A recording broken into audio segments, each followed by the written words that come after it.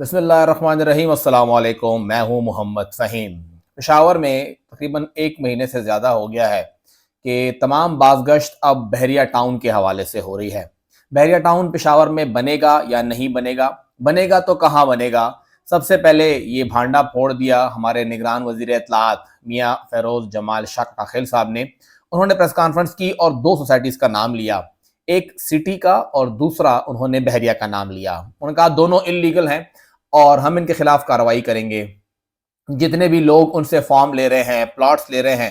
وہ سب انلیگل ہے، لہٰذا آپ ان سے اجتناب کیجئے، یہ انہوں نے کہا اور خود کو بری الذمہ کر دیا۔ بعد میں انہوں نے تیسرا نام ایڈ کر دیا نووا سٹی کا کہ وہ بھی انلیگل ہے، ان کے پاس بھی این او سی نہیں ہے۔ اس کے بعد ہم نے دیکھا کہ جو بحریہ ٹاؤن کے انویسٹرز تھے، پراپرٹی ڈیلرز تھے، وہ آئے، انہوں نے پشاور پریس کلب میں پریس کانفرنس کی اور کہا کہ جی سب کچھ لیگل ہے اور ہم لوگ کوئی بھی لیگل کام نہیں کر رہے، ہم نے تو دعویٰ ہی نہیں کیا کہ ہم پشاور میں کوئی پلاٹ بیچ رہے ہیں، ہم نے تو جو فارم بیچے ہیں جو 70,000 روپے کے بکے اور آج کل اس کی قیمت 1,10,000 1,20,000 کے قریب وصول کی جا رہی ہے، وہ صرف ایک سروے فارم ہے اور اس میں کہیں پر بھی کوئی 2 نمبری نہیں ہے، اور وہ صرف پشاور میں نہیں پورے پاکستان میں بیچے گئے ہیں۔ اب اس میں ڈیولپمنٹ ایک اور سامنے آئی، کوئی 4-5 دن پہلے ٹی ایم اے مترا کی جانب سے جو ان کے ریگولیشن سٹاف ہے ان کی جانب سے ایک لیٹر لکھا گیا ڈپٹی کمشنر کو کہ جی ہمارے اس حدود میں ایک ہاؤسنگ سوسائٹی بحریہ کے نام سے شروع کرنے کی بات گشت ہو رہی ہے اور جو مجوزہ جگہ ہے وہ ہمارے پاس ہے، لیکن ان کے پاس کسی قسم کی کوئی این او سی نہیں ہے، لہٰذا ان کے خلاف مقدمہ درج کیا جائے۔ اور اس میں لوکل گورنمنٹ ایکٹ کا حوالہ دیا گیا، اس کی کچھ شکیں ہیں، اور پھر جو لوکل گورنمنٹ ایکٹ کے نیچے پرائیویٹ ہاؤسنگ سوسائٹیز کی رولز ہیں، جو ریگولیشن ہیں، اس کا حوالہ دیا گیا۔ یہ جو ان کا خط تھا، اس خط کے پہ اوپر ایکشن لیتے ہوئے پشاور پولیس نے جو مترا پولیس اسٹیشن ہے وہاں پہ ایک مقدمہ درج کیا ہے، اور اس میں انہوں نے ملک ریاض حسین صاحب کو، ہنا ملک صاحبہ کو، حامد ریاض صاحب کو اور عامر رشید آوان صاحب کو ان کو نامزد کیا ہے، مقدمہ انہوں نے درج کر دیا ہے، اور ٹی ایم اے مترا ان کی مدیت میں یہ مقدمہ درج ہوا ہے۔ ساتھ ہی اگر دیکھا جائے تو اس میں یہ بھی کہا گیا ہے کہ جی وہ پورا کا پورا جو لیٹر تھا ٹی ایم اے مترا کی جانب سے ڈپٹی کمشنر کو پورا کا پورا چھاپ دیا گیا۔ ایک تو جس بندے نے یہ ایف آئی آر لکھی ہے انتہائی بہترین خوشخطی کے ساتھ لکھی ہے، سب سے پہلا سجیشن تو یہ ہے کہ جس نے لکھی ہے وہ کم سے کم ہمارے باقی پولیس اہلکاروں کو اس کی ضرور تربیت کرے، کیونکہ ہمارے باقی جو اہلکار ہیں وہ بہت ہی عجیب سے طریقے سے لکھتے ہیں۔ یہ بہت اچھا لکھا ہے، کلیئر لکھا گیا ہے اور خوشخطی بہت بہترین رہی ہے۔ تو یہ جس نے بھی لکھا ہے، جو کہ ہمارے محرر ہوں گے یا وہاں پہ مرزا ہوں گے، جو انہوں نے لکھا ہے وہ باقیوں کو ٹریننگ ضرور دلوائیں۔ پشاور پولیس سے یہ درخواست ہے کہ اس چیز کو آگے لے کے چلیں۔ دوسرا یہ ہے کہ ہماری اطلاعات یہ ہیں کہ جو بحریہ ہے ان کے پاس ایک این او سی ہے، تھوڑا یہ کیس مختلف ہے۔ پہلی بات تو یہ ہے کہ تقریباً کوئی 1 مہینہ پہلے جو اگست کا مہینہ ہے، اگست کے مہینے میں ایک درخواست دی گئی تھی ٹی ایم اے مترا کو کہ آپ کے اس علاقے میں ہم لوگ بحریہ کی ایک سوسائٹی لانچ کرنا چاہ رہے ہیں، تو ہم یہاں پر ایک سٹڈی کنڈکٹ کریں گے، تھوڑا سا یہاں پہ سرچ کریں گے، جگہ دیکھیں گے، اراضی دیکھیں گے، فیزیبلٹی دیکھیں گے، تو ہمیں اس کی اجازت چاہیے، اور اس کی اجازت ٹی ایم اے مترا نے دی ہے۔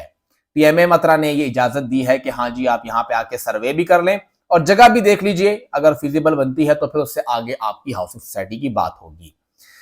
کچھ روز قبل پشاور ہائی کورٹ میں ایک ریٹ دائر ہوئی اور وہ تھی سٹی ہاؤسنگ کے بارے میں، ساتھ ہی پھر یہ معاملہ بھی آ گیا کہ جی یہاں پہ تو بحریہ بھی لیگل ہے۔ وہاں پہ بحریہ کی جانب سے یہ ایک بتایا گیا ہے کہ موقف اختیار کیا گیا کہ ان کے پاس تو این او سی ہے،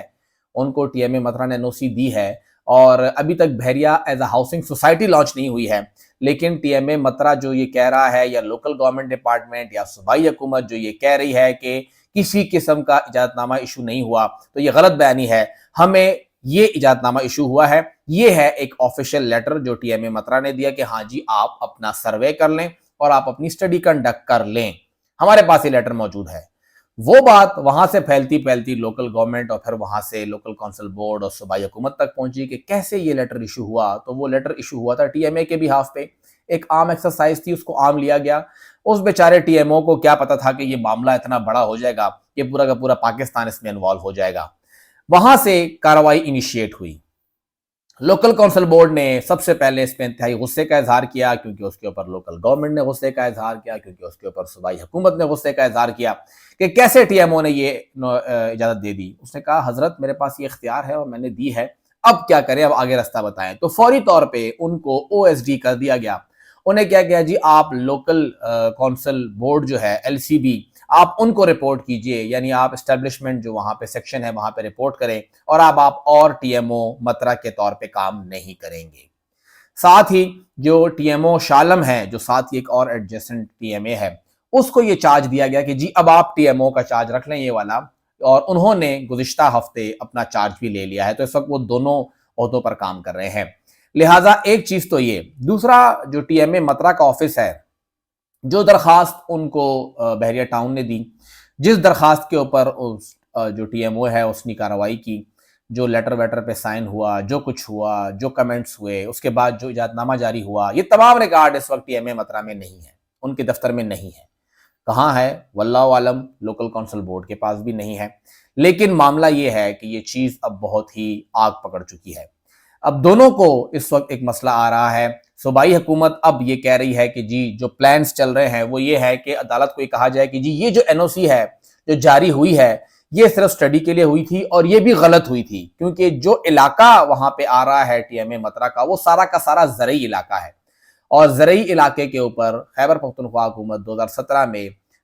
ये पास कर चुकी है, कैबिनेट मीटिंग में ये अप्रूवल हुई है कि ज़रई अराजी पर किसी किस्म की तामीरात नहीं होगी, हत्ता कि इजाज़त भी नहीं तलब की जाएगी। यानी ये भी नहीं है कि पाबंदी है इजाज़त ले लें, फुल पाबंदी है, किसी के पास इख्तियार ही नहीं है कि वो परमिशन दे के आप वहां पे कंस्ट्रक्शन करें। तो लिहाजा उसको जवाब बना के ये रास्ता बनाया जा रहा है कि अब हम लोग किसी भी किस्म की एनओसी नहीं देंगे, और ये जो एनओसी भी गई है ये गलत थी, लिहाजा हमने कार्रवाई करते हुए टीएमओ को ओएसडी कर दिया है और अब उनके खिलाफ कार्रवाई करेंगे। जो अंदर का मामला है कि जी बस चले 2-4 लोग बिठा लेंगे और थोड़ा बहुत आगे पीछे करके साफ सफाई कर देंगे, मामला खत्म हो जाएगा और बहरिया को आगे नहीं बढ़ने दिया जाएगा। अब बहरिया क्यों आगे नहीं बढ़ रहा, ये तो वो लोग जानते हैं जो कि बहरिया को रोक रहे हैं या बहरिया के रास्ते में आ रहे हैं, कि बहरिया को कोई रोक नहीं सका अभी तक। मलक रियाज साहब का ताल्लुक बहुत अच्छा है आसिफ अली जरदारी साहब के साथ, और बिलावल भुट्टो जरदारी पहले कह चुके हैं कि हमें इक्वल लेवल प्लेइंग फील्ड चाहिए। तो अब ये पूरा मामला क्या है पॉलिटिकली, तो आप उसको इस तरह से देखिएगा। दूसरा ये कि यहाँ पे एक और बहुत बड़ी हाउसिंग सोसाइटी है,